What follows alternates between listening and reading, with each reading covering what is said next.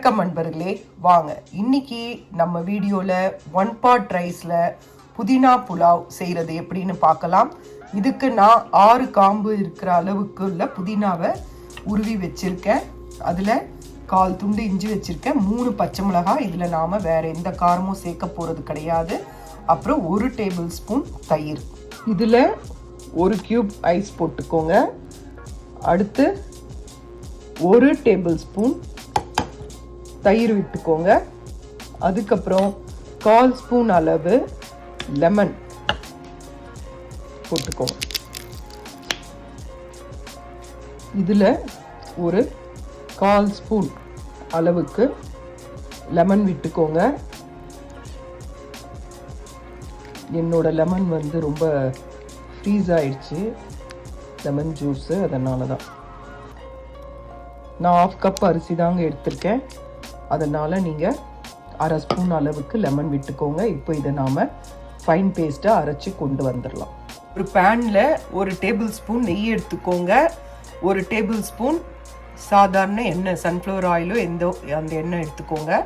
இது நல்லா காஞ்சதும் நாம் ஒரு பே லீஃப், 2 லவங்கம், கொஞ்சம் சோம்பு, ஒரு 4லேருந்து 5 மிளகு, கொஞ்சம் ஏலக்காய், இதை நாம் அது எண்ணெய் காஞ்சதும் போட்டுடலாம்.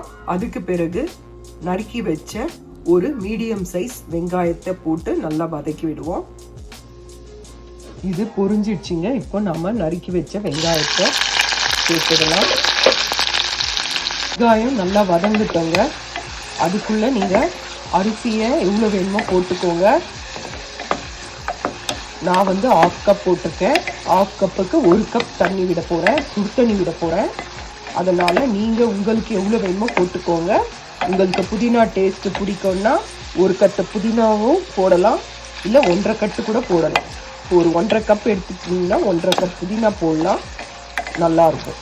தண்ணி ஒரு 1/2 கப்புக்கு 1 கிளாஸ், அந்த ரேஞ்சில் வச்சுக்கோங்க.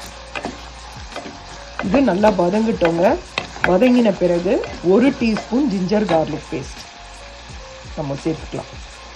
நாம் அரைச்சி வச்ச பேஸ்ட்டு, வெங்காயம், இஞ்சி பூண்டு பேஸ்ட் நல்லா வதங்கின பிறகு நாம் இந்த பேஸ்ட்டை போட்டுடலாம்.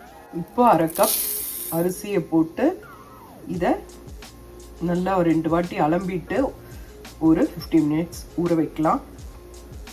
பாருங்கள், வெங்காயமும் இஞ்சி பூண்டு பேஸ்ட்டு நல்லா வதங்கின பிறகு நாம் அரைச்சி வச்ச பேஸ்ட்டு இதில் சேர்த்துடலாம். இதனோட பச்சை வாசனை போகிற வரைக்கும் இதை நல்லா வதக்கி விடுங்க.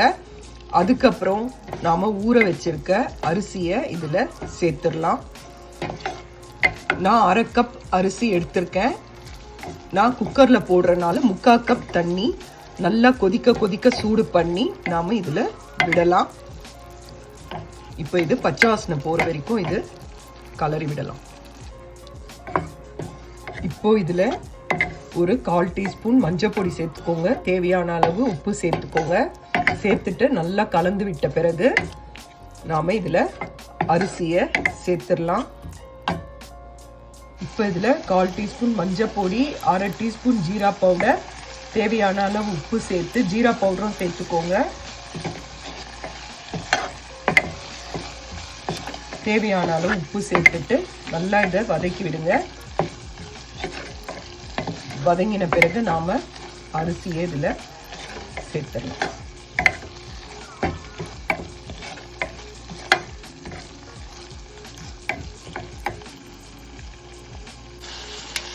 அரிசி போட்டாச்சு. இதை நல்லா கலரி கொடுங்க. ஒரு பாத்திரத்தில்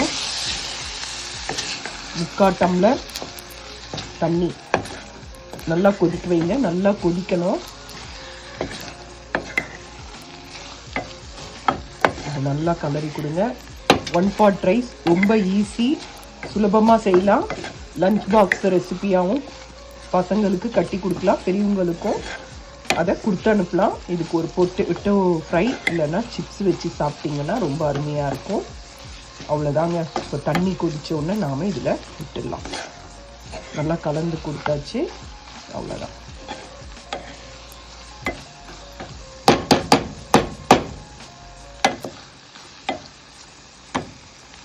இப்போ இதில் நாம் கொதிக்க தண்ணியை விடணும். விட்டு இதை நல்லா கலந்து கொடுத்துட்டு குக்கர் தட்டை போட்டு மூடி வச்சிடுங்க. நல்லா கலரி விட்டுட்டு தட்டை போட்டு மூடி வச்சிடுங்க. வெயிட் போட்டுருங்க. 2 விசில் வந்தோடனே நாம் இதை எடுக்கலாம். இப்போ நீங்கள் உப்பு டேஸ்ட் பார்த்துக்கோங்க. மீடியம் ஃப்ளேமில் வச்சுட்டு வெயிட் போட்டுருங்க. ஒரு 2 விசில் வந்தோடனே பார்க்கலாம். குக்கர்லேருந்து 2 விசில் வந்தாச்சுங்க. விசில் எடுத்ததும் ஆறினோடனே கலந்து கொடுங்க. 1 pot ரைஸ் ரெடி. நல்லா ஆறினோடனே நல்லா உங்களுக்கு உதிரியாக வந்துடும். செஞ்சு பாருங்கள். நல்லா ரெடியாக ஆயிடுச்சு. செஞ்சு பாருங்கள். ஈஸியான ரெசிபி தான். ரொம்ப சீக்கிரத்தில் முடிச்சிடலாம். உங்களுக்கு நிறைய வேணுனாலும் போட்டு செய்யலாம். 1 pot ரைஸ் புதினா புலாவ். நான் ஃபுல்லாக கலரிட்டேன். நல்லா கமன்னு நல்ல வாசனையாக இருக்குங்க. செஞ்சு பாருங்க. நீங்கள் இது கூட ஒரு ரைத்தா வச்சு சாப்பிட்டீங்கன்னா ரொம்ப அருமையாக இருக்கும். டேஸ்ட்டு ரொம்ப அருமையாக இருக்குங்க. இது செஞ்சு பாருங்க. இதை சுட சுட செஞ்சு சாப்பிட்டு பாருங்க. ரொம்ப அருமையாக இருக்கும்.